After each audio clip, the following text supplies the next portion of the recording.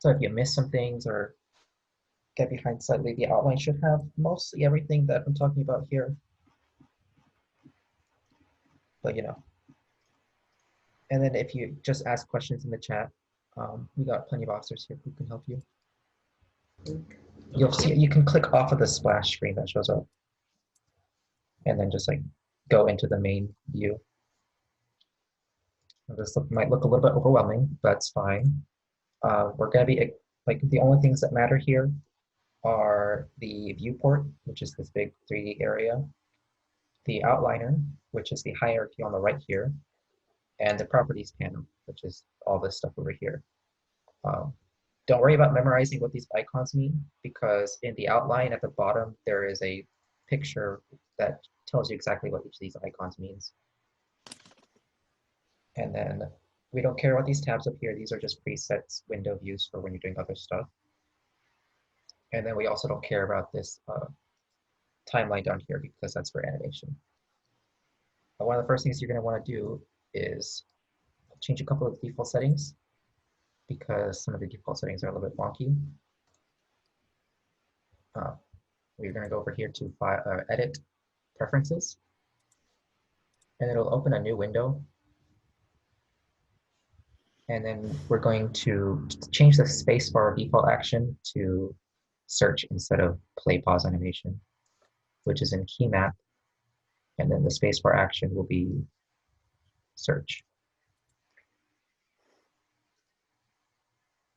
And the second thing we're going to do, well, now that we're here, is change the undo steps. I don't exactly remember what the default is, but crank it up. And then for the autosave, we're going to decrease the time just because that's nice to have autosaves really often. All right, the next thing we're going to change are some of the viewport settings. The default viewport's fine, but you can get something that looks a lot nicer. In the top right, there's this drop down next to the 4 spheres over here. These are your viewport shading options. Default is Studio. Matte Cat will give you some nicer shading options, and then you can also change the colors. These will be very helpful for screenshots. And then back face culling will be super important for games modeling because the back face of a face is not rendered in video games, and that's culling. So in Blender, if you go inside of a cube, you can still see the insides of the faces, and then just turning on back face culling will stop that from happening. So you can actually catch these errors before you export your model. And then the other option we're going to change is cavity. And this just highlights edges more nicely. And you can set to screen. We're going to choose both, and that'll highlight. So screen gives it very rough edges, and then world just softens the edges. So you can have both for the most contrast. And now the other option, if you have a mouse and number pad, you can turn off these gizmos with this button here. And what these gizmos just substitute in place of a mouse or number pad. So if you have if you're on a laptop with a trackpad, you can use this to move the camera around. And then you can press these buttons to lock it to a certain axis. And now that we're talking about the camera, that'll be the next thing we talk about here. So to move the camera is the middle mouse button, and that'll rotate in an orbit fashion. So you press middle mouse button to rotate the camera, and it'll orbit around whatever is selected. You can hold down Shift and middle mouse button to pan the camera. And then if you press Control, you'll be zooming in and out. And you can also just use the scroll wheel. But the main thing you use just middle mouse button to rotate the camera, and Shift, hold down Shift to pan the camera. So you'll get into the workflow of zooming in and out, rotating, panning, to just access different parts of the model. And if you have a numpad, you can press the numpad period to center your view on whatever's selected. If you don't have a number pad, then you can go over here to view. So most actions that have a keybind will always be up in these 4 buttons here. So if you don't have a number pad, you can still center your view on the selection by clicking frame selected, and it actually tells you the shortcut there. But this will be the same thing as centering the view. And I believe the same thing happens in search. Yeah.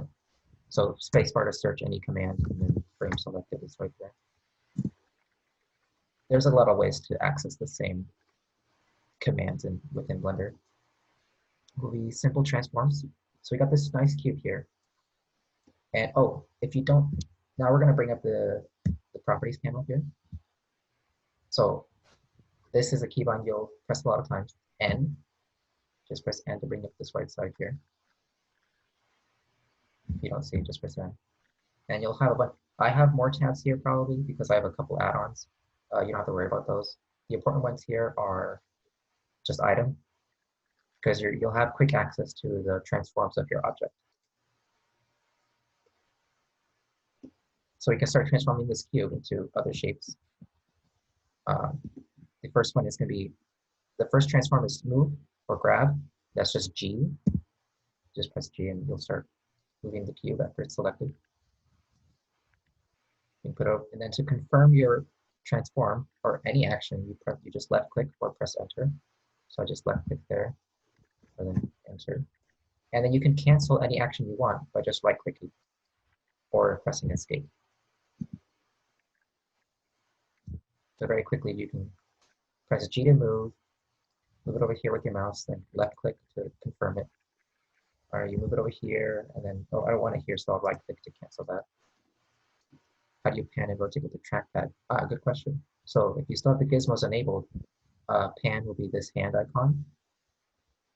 And then rotate will be this thingy. And if you accidentally turn these off, it's this button here.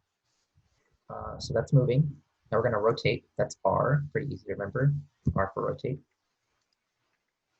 And when you rotate something, it'll use the mouse position relative to the center of the object. So if you're really close to the object, rotating will be kind of weird. So move the mouse away, and then you can like rotate it. All right, rotating. Now, a lot of actions have multiple like commands to them. So even though I'm rotating here, I can do more with this. And at any time, you can just look at the bottom of the screen, and you'll see there's additional buttons there I can press. So the first one says confirm, which is left click. The next one says cancel, which is right click, like down here. So if I press R again, I'll actually be rotating like in an orbit mode instead of pivoting around the center. So it's two ways to rotate something. You can rotate with respect to the screen, or then press R again to have this interesting orbit mode. But that's not the most useful part. The most useful part is locking it to a particular axis. So if I press X, any letter that corresponds to an axis, so that's X, Y, and Z. So I press X. Now it's only rotating the cube in the X axis, no matter where the camera is or where the mouse is. And then I can even press Y and then switch it to Y, or Z to switch it to Z. And that'll be a very useful keybind. So the same thing can happen with grabbing something. And grab something, move it. I don't want it to move like backwards, so I'm just going to press Y, and now it's locked on the Y axis. Or I just want to move it up, so it's locked on the Z axis now by pressing Z. And then if you press Shift and then the axis you want, it'll actually be moving in a plane. So this is just I press Shift X, so now this is the Z, Y. And this is useful if you're trying to move something along a flat surface, because then I can press Shift Z, and now it's not moving in the Z axis, it's moving in the XY plane. That makes sense. Now the last transform I'm going to talk about is scale. That's just S to scale. And it uses the same kind of control that the rotate uses. So it's based on the mouse position and the center of the object. If you're really close to the object, scaling is going to be really hard. So maybe like start a little bit away from the object. And then of course the axis lock still works here, so I can scale it only in the Z axis or the Y axis. axis, or the x-axis. And it's kind of scaling a little bit weird because the cube is rotated, but we have a fix for that. If you press the axis button again, so I pressed Z already because it's locked to the Z-axis, but I press it again, now it's on the local Z-axis. Before it was the global Z-axis, which was straight up and down, and now this is the local Z-axis, which is relative to the rotation of the object. And now I can scale the cube and keep it in its cube shape. So I can quickly make like a wall or something by choosing this and then whatever the local axis is. So in this case, it's Z. Scale it up, or X. Scale it up like that. And it's still a little bit rotated, but since we have this properties panel open, you can actually type in whatever number you want into these boxes here. So I don't know how my X rotation got to 900, but I can just type in 0, and now it's 0 X rotation. So I'm going to put 0 for all of these. 0, 0. And this also brings up another thing. When you're rotating something, or any transform at all, you can type in numbers as well. So let's say I just want to rotate this cube 90 degrees. All right, I could type in 90 degrees here, but if it's already at some arbitrary rotation, that's going to be weird here. So I can just press auto rotate, press X to lock it on the X-axis, and I want to rotate 90 degrees to the X-axis. So I just press 9 and then 0, and that'll be 90 degrees in the X-axis. And you can check what number you're typing in the top left here, because it'll give you here 90 degrees along global X. And if I type in more numbers, it'll actually update there. Space. Yeah, I can even move the cursor, this little cursor here. So that'll be incredibly powerful, especially for stuff like scale. So I can scale this exactly half by just pressing S, and then half is just 0.5.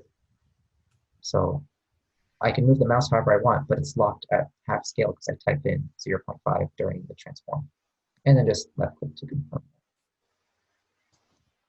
So yeah, if you want more cubes to play around with, we can actually duplicate this object. One cube's kind of boring, but 2 is a party. Shift D to duplicate. And actually, I believe, yeah. So you can just right click on the object, and then these same commands are still available. You can just duplicate the object and let you grab it. If you can't memorize the keyboard shortcut just yet. Most actions are available in the right click menu or up here. So Shift D to duplicate it. So I got a couple cubes.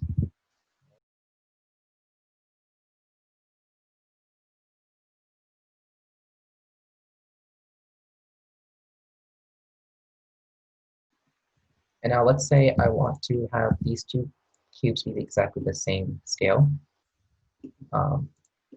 So what you can do, if you try to select multiple objects at once by holding down Shift, and you scale, well, that was a bad example. Okay, never mind then. Well, if you have a lot of cubes that you all want to be the same, the active object is the last object you selected. So see how it's like a lighter orange outline? That will be my active object. And I can actually choose a different object by continuing to hold Shift. Now this is the active object. If I right click on one of these transforms over here, there's an option here that says copy all to selected. So it'll actually copy all of the transforms to whatever selected. So this is the location. So if I right click, copy all to selected, the location got copied for all of these objects to that one spot. I was going to bring that up. You press on probably this one, just press W, and then that'll cycle. It should be on this one. Or then the super unintuitive is just to click and hold, and you get all the selection modes, which is the top left here. If you don't see this, it's because you press T, and T brings this sidebar. So tweak is the default selection mode that just lets you click on things. But the other ones are selection box, circle, and lasso. And then you might have accidentally clicked on the keys for those. Box select is B, and that'll bring up these axes, and you can just box select the screen, and it'll select everything within that box. Pretty self-explanatory, but the shortcut is B. And then the circle one is C. So C for circle. And then what circle does, it's more useful during edit mode, which we'll talk about in a bit. But you can just quickly like brush, like hold down click and brush over different objects to select them. And then I think, yeah, middle click is deselect. And then you can cycle through these selection modes with W. Just right click that, so sort of pressing W and it's cycling through these. You can select everything by pressing A, and then deselect everything by pressing Alt A. And Alt A will be incredibly useful because you can also deselect everything with double tap A, but it's more consistent to just press Alt A. Yeah, you can actually copy paste these values too. So you can click that, copy, and then paste it somewhere else. You don't even have, here's a pro tip, you don't even have to click inside the box to copy. You can just hover the mouse over and press Control C, and that copies it still. You can also type in equations. So I have like 26 here. I can type in divide by 2, and now it's 13. We're going to move into the mesh edit mode. So now we've got a bunch of cubes. That's all fine and dandy, but we want more shapes than just cubes. So I'm going to delete everything here by pressing A, and then just delete key. And I'm going to add a new object to start fresh, which is just up here in the add. Now we got a bunch of objects here. The one we want is a mesh. And we can bring back a cube again. I'm just going to zoom back into it with the frame selected. So here's our default cube. The scale is 1 and the rotation is 0. That'll be important eventually later on. So to enter edit mode, we're in object mode right now. The top left here, you can click this drop down and then there's edit mode. The shortcut for this is tab. Just press tab and you'll toggle between edit mode and object mode. Object mode lets you manipulate objects in the scene, while edit mode lets you manipulate the mesh itself of the cube. So now I can actually click on these vertices. And I'm not entirely sure what the default is, but in the top left here, you have these 3 boxes. The first one is vertex select. So I'm actually clicking on the vertices and it's highlighting each of these points here. The next one is edge select mode. So now I can click on the edges and I can't click on the vertices anymore. I'm selecting edges. And the last one is face selection. So I click on faces. And you can, the hotkeys for these are 1, 2, and 3. So I can press 1 to go to the edge select mode, 2 to go into 1 for vertex select, 2 for edge select, and 3 for face select. And then when you've got these objects selected, you still have access to those same transforms operations we did earlier. So you can press G to grab, R to rotate, S to scale, lock it to an axis. And you're like manipulating all these vertices. You can grab an individual vertice, move it over here, really mess it up. Okay.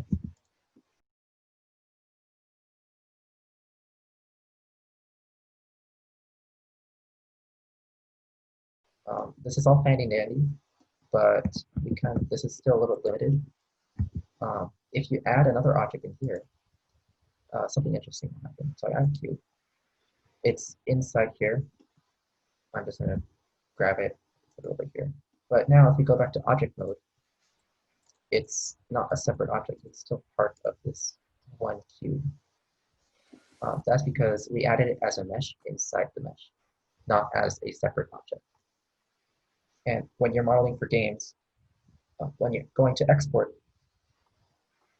typically you'll want the whole object to be one single object and not a conglomerate of a bunch of objects. And I'll talk about that later.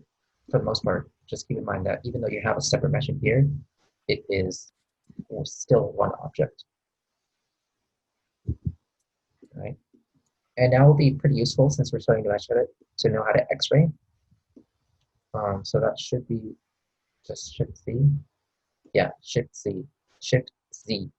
will toggle between solid and X-ray mode.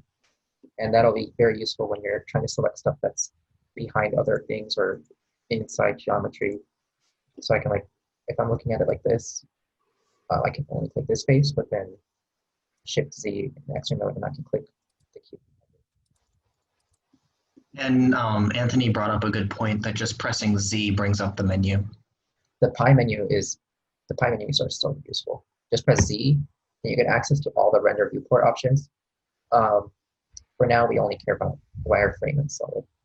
Yeah, tilde will give you all the commands for the number pad if you don't feel like pressing over here. These. So now let's actually make something a little bit more useful than a bunch of messed up cubes.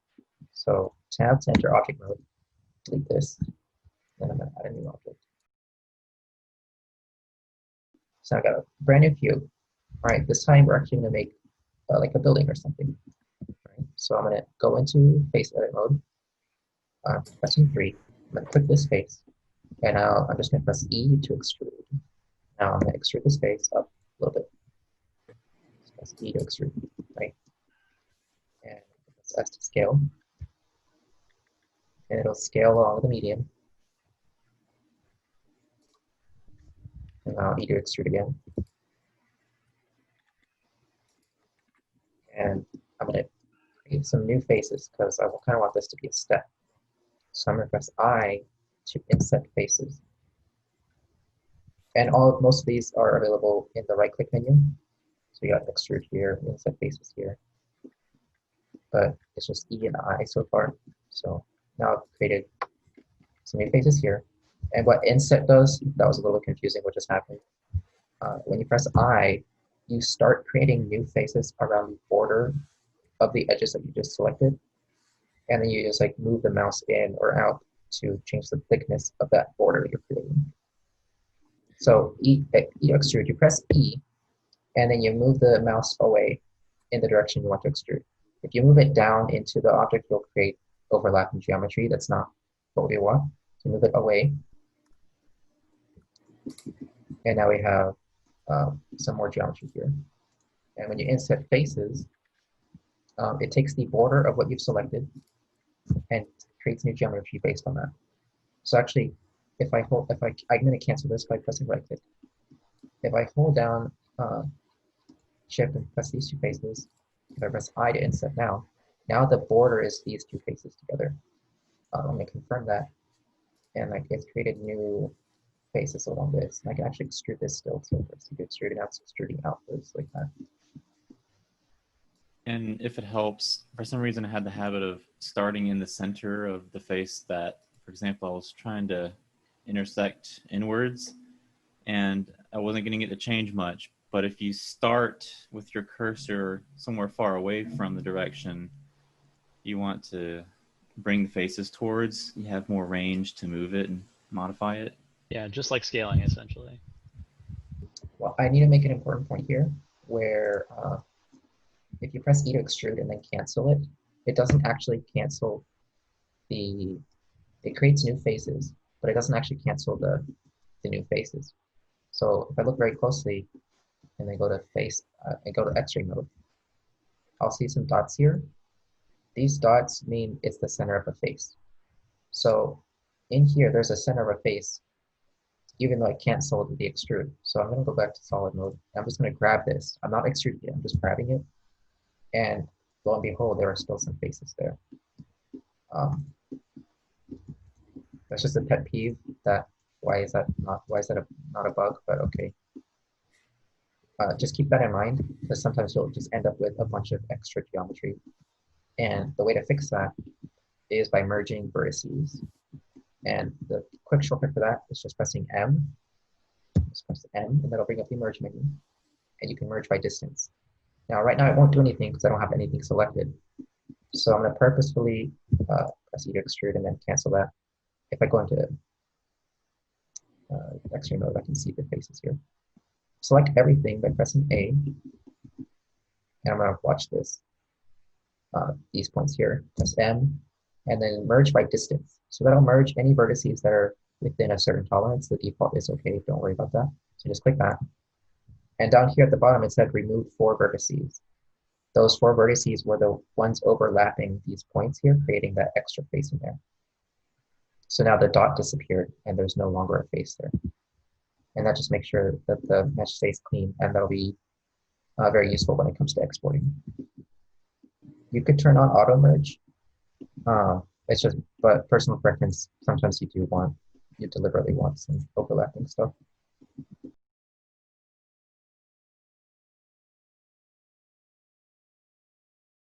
So bevel, I can right click this and then bevel. Okay, never mind, I guess it's not here. Just gonna Press press. Control B. Yeah, okay, edge, it's over here in the edge menu. Bevel edges. So bevel is similar to inset faces, except it's going to make a corner piece. And now when I have this, I see this little box down here. It's a little bit hidden. But if you press F9, you can actually open the same dialog box where the mouse is. And this will be for most actions, they'll have this dialog box, which will give you more control over what exactly you just did. So I just beveled, but that's pretty simple. So I can actually manipulate exactly how much I want to offset. And there's a bunch of other ways to offset here, but they don't really matter. Offset's the most common one. But the most useful one here is segments, because this is a 45-degree offset. But if I increase the segments, now it's going to be smooth. And the profile is kind of like the angle. I can make it like concave or more convex. I don't remember what the shortcut for that one is, but It's Control R. okay, I just like clicking the loop cut icon right here. But yeah, okay, loop cuts, Control R, cool. So they might not work depending on your mesh because they're based on topology, but it'll try its best to do a loop cut around the face that you've selected. So You can increase that with scroll wheel as well. yeah. So let's say I want to make this more detailed down here, so I'm going to increase these right here. Clicked it to confirm it, but now I can like change where it goes. Set it back to its default. Click it again. And now I get this option over here. And what loop cut does is it'll create more geometry, kind of subdividing a face into more smaller faces. That's separate from subdividing. This will be more useful when you're doing like characters or trees or more organic stuff, when the topology is more organized. And topology is just the how the faces get joined together. So all these are quads and they get joined together. The topology here is all right, but this protrusion is a little bit, it messes up the topology here because it won't know how to loop cut around this. Like the loop cut will come this way and then this way. But now that we have like these extra geometry, you can play around with the vertices or the edges. I can select this whole loop of edges by holding down Alt and clicking.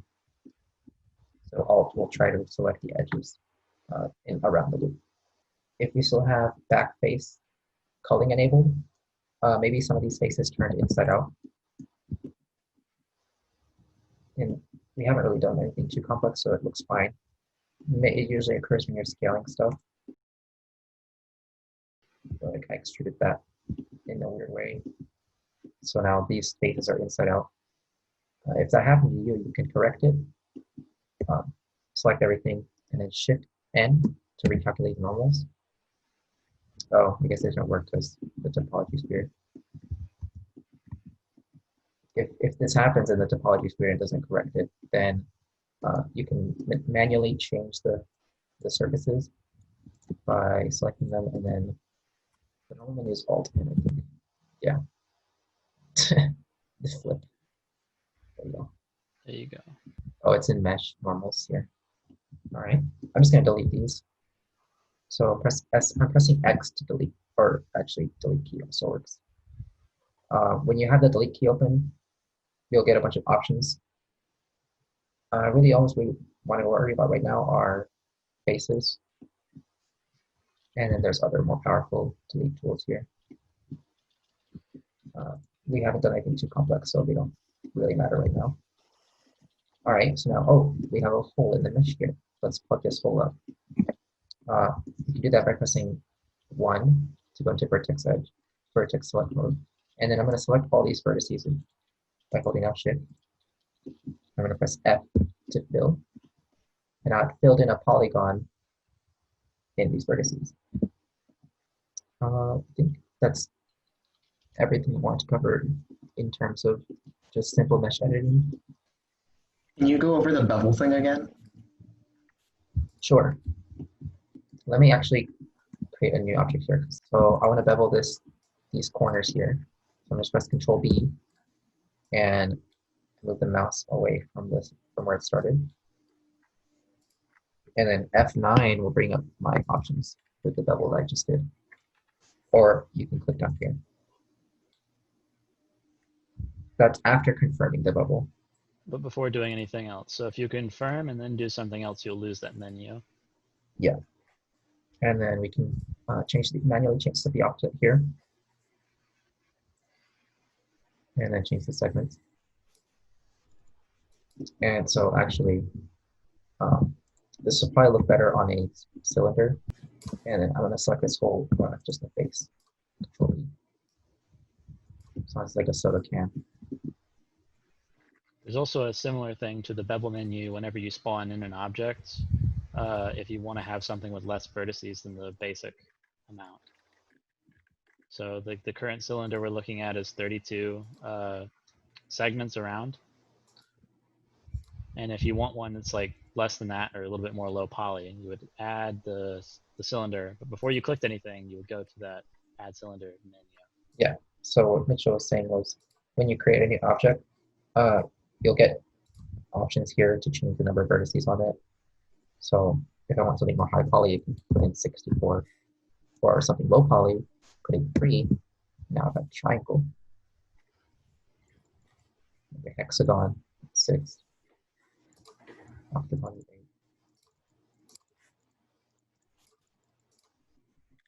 All right. So now let's try exporting this to Unity. We're going to bring this back to the center. Make sure we locate to 0, 0, 0. Make sure the scale and rotation are all 0 as well. The scale has to be 1. If it's not, like if I scale this up, you can actually apply the scale that you have here by pressing Control A. So now I have this apply menu, and I can apply scale. So now the scale is back to 1, but the object retained the scale it had. And so this is important because when you export to Unity, it'll retain this object scaling as a scale on top of whatever the default scale is. So once you import to Unity, it'll be squished.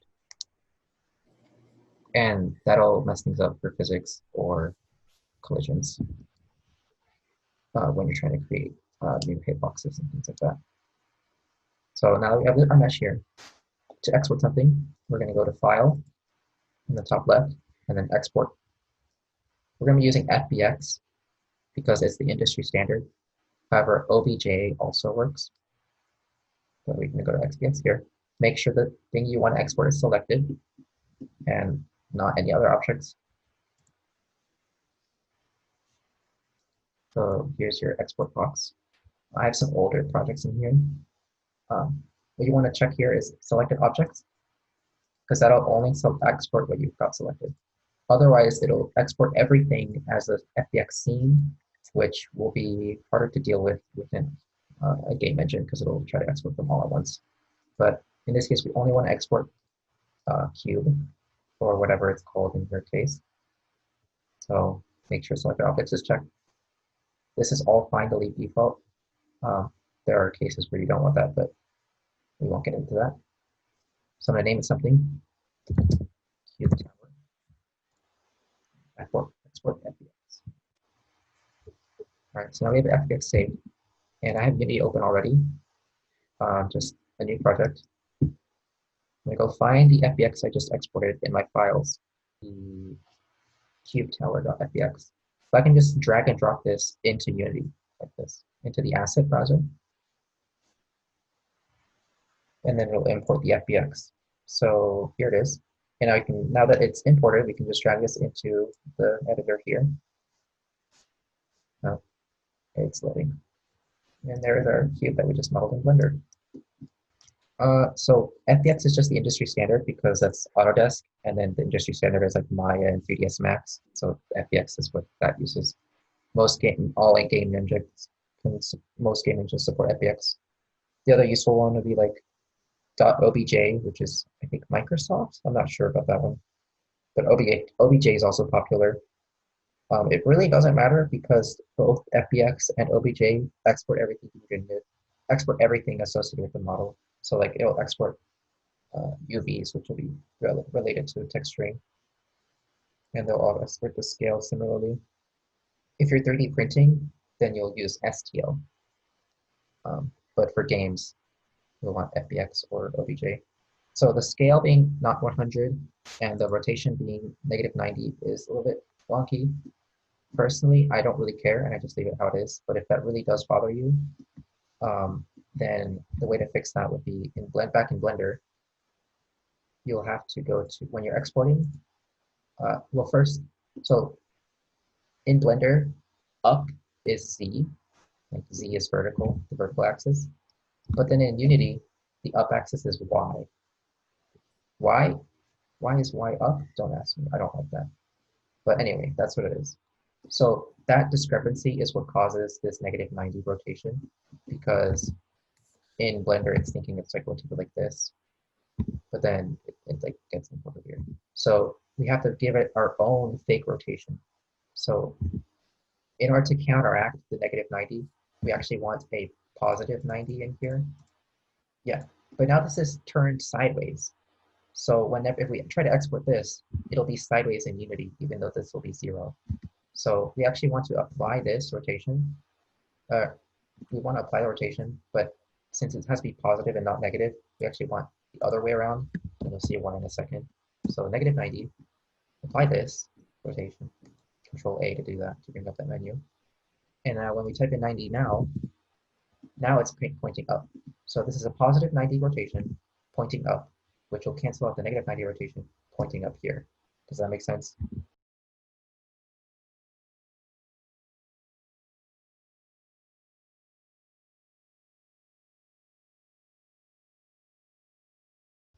Because you have to do this for every single model, and then once you have a lot of models, it just doesn't become worth it anymore. You just deal with having the wrong transform. Personally, that's my 2 cents on that. Yeah, all right, that worked. Oh, but now it's +90. Okay, well. With some of the modeling stuff that I've done, it looks like if you just apply the experimental stuff without like resetting the rotation stuff, it seems to work. Oh wait, so you mean like I just If it's like that with the rotation, so it's like if it's all 0, 0, 0, 1. And yeah, and then you export with the experimental settings. It's at the scale of 1, and there's no rotation errors.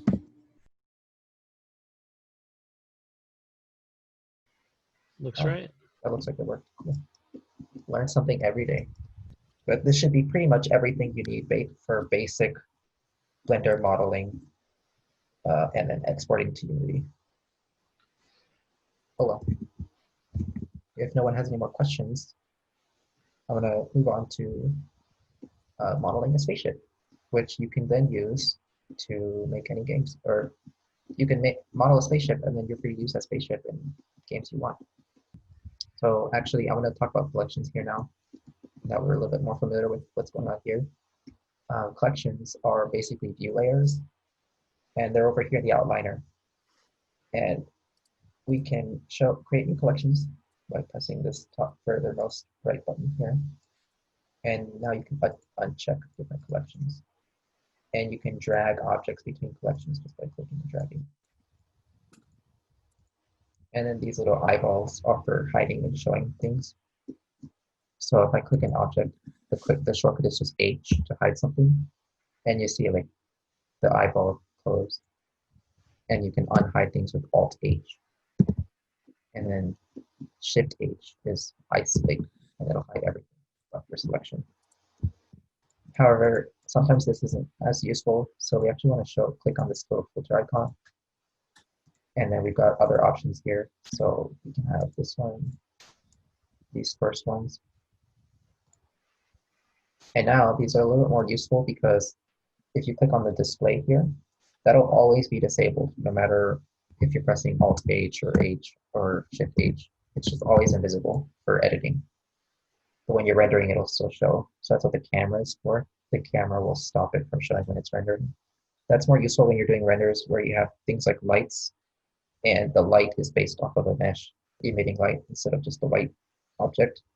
That's more advanced, but it's very good information to know that this is here because it's kind of hidden and you wouldn't know this otherwise.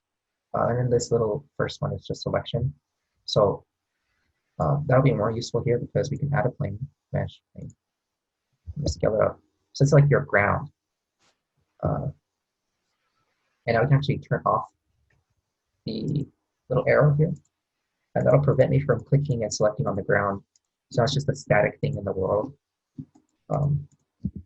that doesn't really mess me up. So it's just a pro tip here. But the third collection, I'm going to rename this one to Spaceship because that's what it's going to be. I'm going to turn off these two. How do I make the icons appear? It's the filter drop down here, and then these restriction toggles. I really wish these were enabled by default because you kind of use them all the time. All right, so now add a new cube. And now I'm actually, since it's going to be a symmetrical model, I'm going to use this the symmetry modifier. And we haven't really talked about the properties panel over here, but this is when we go to the wrench icons, and this is when all our modifiers are. And modifiers apply to an object as a whole. So I'm going to add a modifier, and there's a lot here, but the only one we care about is in generate, and then go down to mirror. It's kind of in the middle here. And what this will do is it mirrors the mesh about the axis you specified here.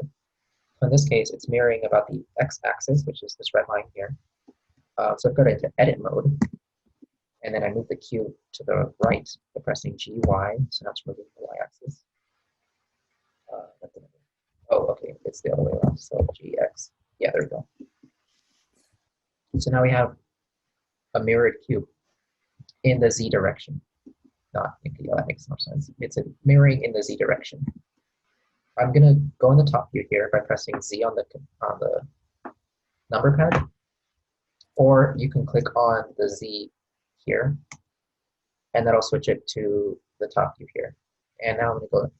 This will be useful because I'm gonna make sure that the cube is centered, but still mirrored and not creating duplicate geometry like this, where it's overlapping its mirror image. So to fix that, I'm gonna click on this face, and then I can bring it to the Z, or okay, there's a couple ways to do this. The way I'm going to do this is just really simply changing the median of the selection to 0 here. And that'll be it. Okay, I was overcomplicated. That's fine. But now the face is still there, so I'm just going to delete it. So now if you go into wireframe mode, there is not a face in the middle. So it's mirroring and staying clean. When you add the mesh, take the cube, add the modifier for the mirror, and then you move it. Is this your problem you're having? Modifier applies to the whole object. So you actually want to move the mesh inside the object. So this isn't looking very much like a spaceship, but we can just use the simple tools we've learned so far about extruding and insetting faces. So I'm just going to make this into like, I'm going to move it, grab it, and move it in the Y direction, just to get more of a fuselage shape, I guess. Extrude this back here. Give myself some more geometry to work with.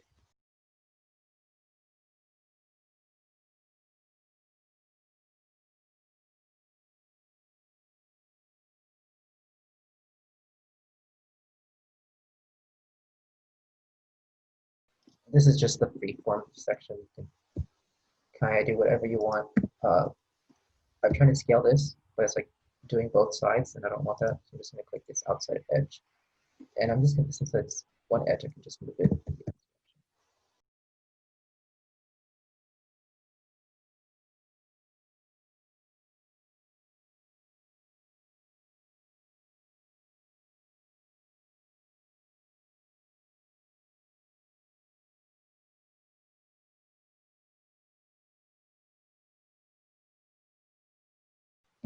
going to subdivide this face into multiple lines. And just because it's one face, I'm not going to use loop cut. I'm just going to subdivide it, right click, and then subdivide. So it'll take the selected edges that I have and then divide those two edges into more faces. So I can actually increase the cuts here.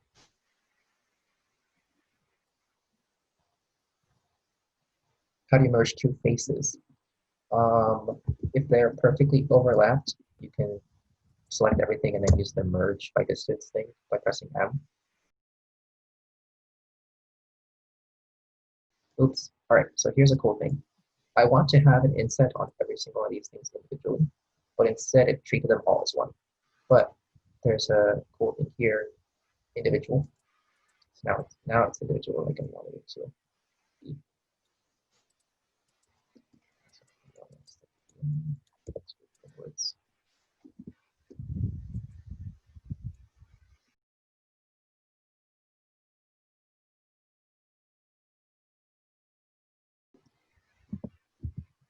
I'm in X-ray mode, and I can use box select to select multiple vertices that are through each other.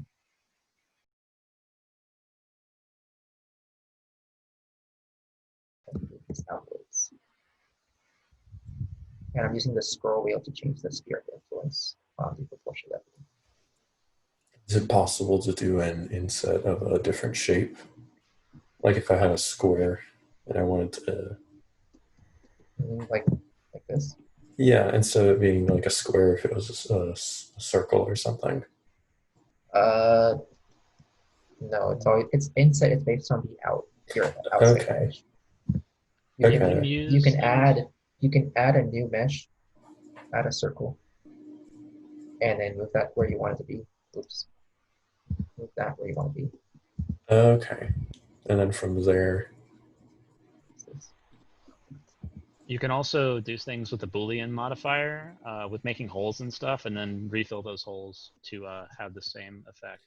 So if I had a cylinder going through a cube, and I applied the Boolean modifier to the cube, and the target on the Boolean modifier to the cylinder, what would happen is there would be a hole in the cube that was the same shape as the cylinder, where it was passing through the cube.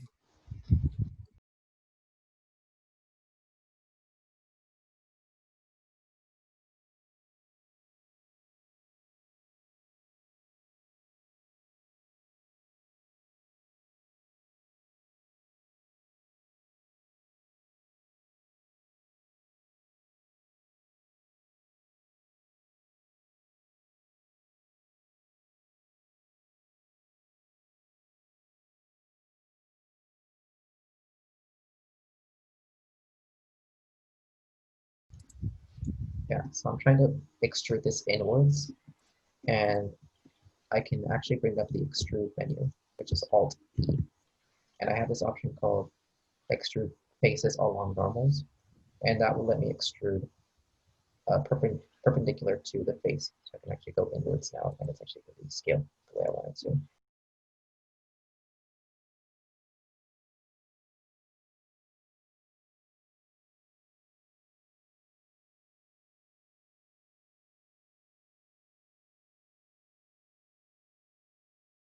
I dissolve the edges, which is different from deleting edges, because if I just delete the edges, I now have a gap here.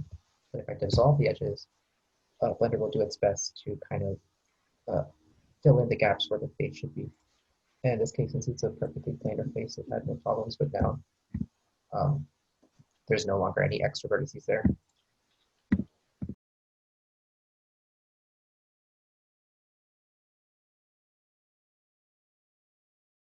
Okay.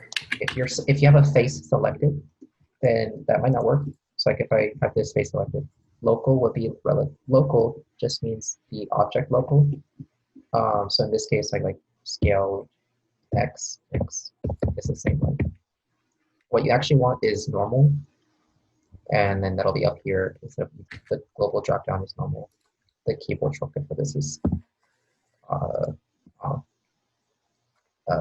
you want to click normal, and now whenever you press X, it'll be not twice, just once. So you press X once, Now this x-axis is relative to the normal of the you have selected. So in this case, z is up, so it'll be outwards in the direction. All right. Here's another cool tip and trick. I have this edge here, but I only want to move it left parallel and keep it parallel on this space. I could try like moving it manually, but it's not gonna work. If I press G twice, it'll actually glide the edges along. It'll glide the vertices along the edge, so it'll stay perpendicular to whatever surface it's on.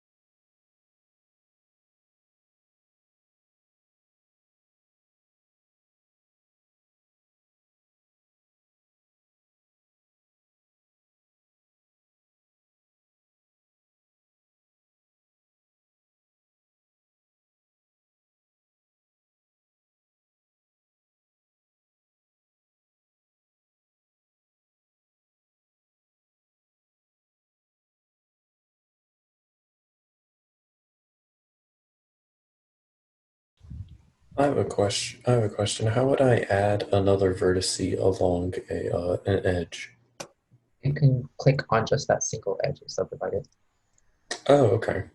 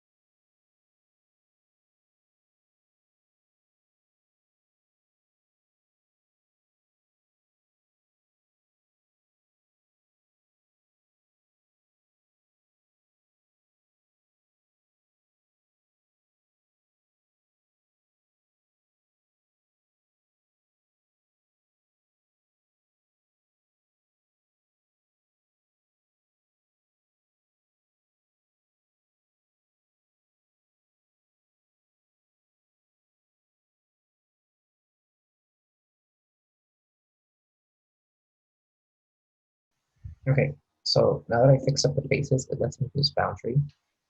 So since this is a mirror modifier, I can't inset the faces. Like these are two separate meshes essentially. So if I try to inset the faces, it'll create an outline here along the mirror. But I uncheck boundary, and now it actually lets me make this one continuous inset. And depth lets me actually bevel that at the same time. What does offset even mean? So that'll be, like right now it's offsetting every single side evenly, but if I uncheck that, it's like proportional to the size of the edge.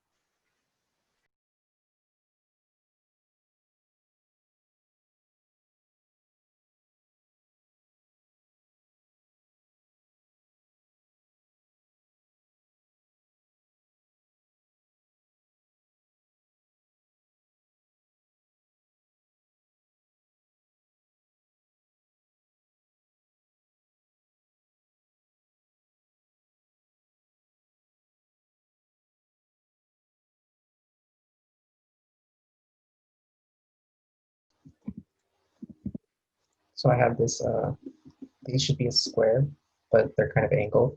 And I can fix that by scaling it 0, but only in the y direction. So I can select these two edges here then S to scale 0 in the Y direction, and then 0. And now they're flat with each other.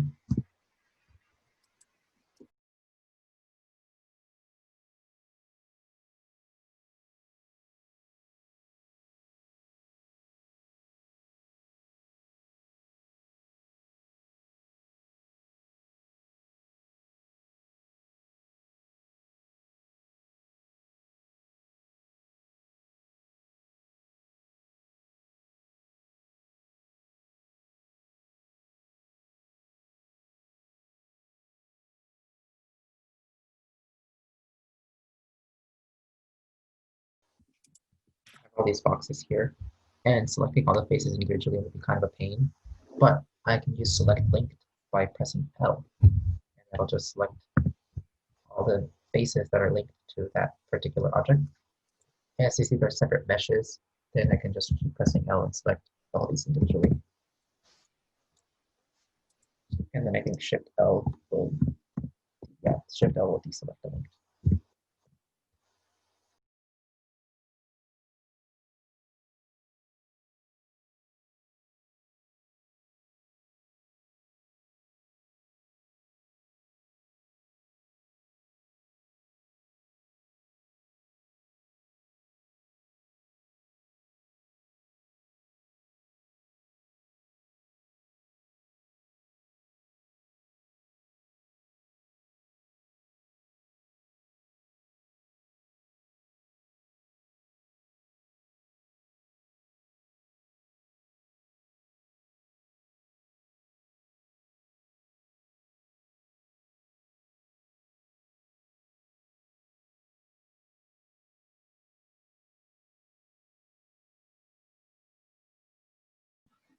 That for my spaceship, I'm just gonna export this into Unity.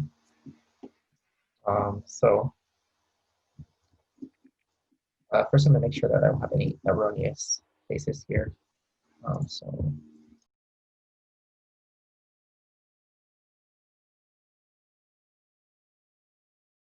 It's a good idea to apply your modifiers whenever you're exporting, just because you'll know exactly what it's going to look like and not just assume that it's going to look fine, because a lot of times you get undesired results.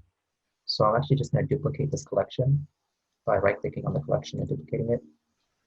That way I can save my object with all its modifiers like as a source, and then keep this second one as the exporting one, like a completely done one. Just going to click apply on the mirror modifier there. We got a little bit of time just to talk about some really quick textures, just so you can have some colors on this. I'm really not going to go into the depth of this because it's a really advanced topic, and you can look at way better tutorials than the time we have now for UV unwrapping. But very simply, UV unwrapping is just taking your model, unfolding it like a piece of origami, and that piece of origami can now be put on a piece of paper, and that piece of paper is the texture. Because right now it's just an arbitrary blob of vertices and faces. And just really quickly, all you have to do to unwrap it is Smart UV Project. If you're doing anything more proper, then you would preferably want to unwrap it manually, just so you have more control about how different shapes go where. But for purposes of what we're doing, you can just Smart UV Project. And then these settings, I'm not really going to talk about these, but all the ones that are important are turn off these two, and then make sure the island margin is more than 0.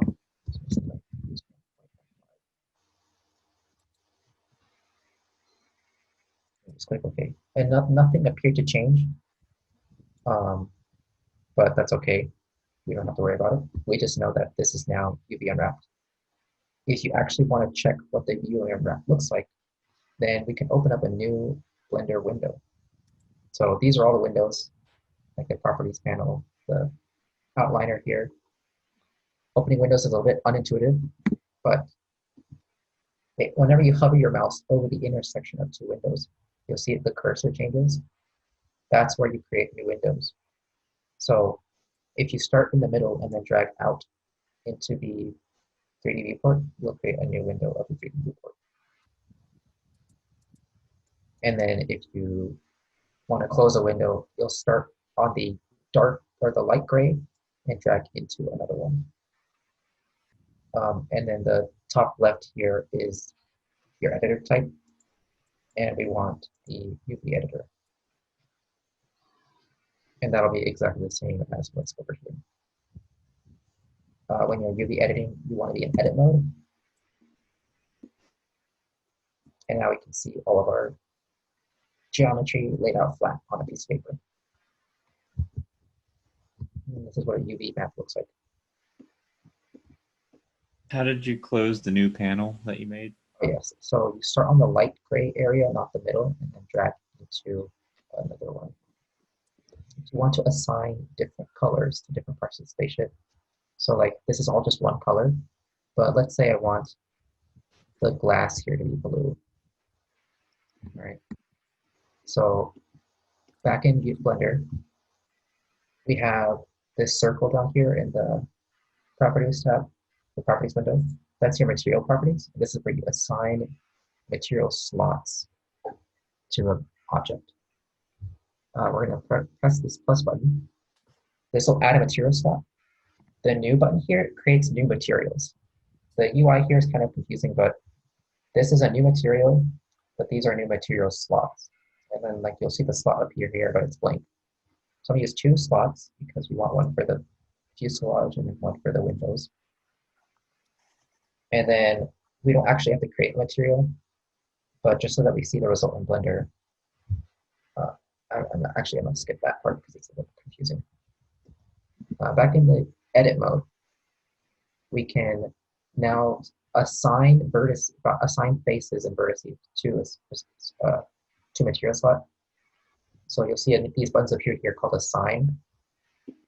So now I want to just select the windows here. And by default, everything's assigned to the first material slot. So I press select, it'll select everything, because that's the first material slot. If I select the second material slot and then press select, nothing gets selected. So I'm just going to click on these windows here. And we already applied the mirror, so I have to select the other ones. Now I just click the second material slot and then assign. And it doesn't look like anything changed, but now if you click the first one and press select, the windows are not selected. We can preview this within Blender by creating new materials now. Let's press new. And then I'm going to do this on both so that we have 2 separate materials. Because on the left here, you can see all the materials we have. Default one. So material, and then this will be material 1. And now for the first material, I want to make it red. And the second one, I want to make it blue. And now it's still nothing changed because the material is not being previewed in here. So actually, if we go to render, which will be the 4th option here, or if you press Z, it'll be up. You could also go to material preview. Oh yes, material preview also works. You can go into rendered or material preview and it will both work. Material preview is fine. Or the third way is if you're in solid mode still, the viewport shading options, change this to, okay, I guess never mind, that doesn't work. All right, so it's good. I can export this again. And all of these material slots and changes are inherent to the object, and FBX OBJ will export with this data in it. We have a second spaceship. And look, since we have Blender materials, Unity was able to extract that data, and now we have the colors already in here. So it got the names of the material slots and just the basic settings for each of them. And now we have colors on our spaceship. Unless anyone has any more questions, that's pretty much the whole workshop now. Thanks for viewing.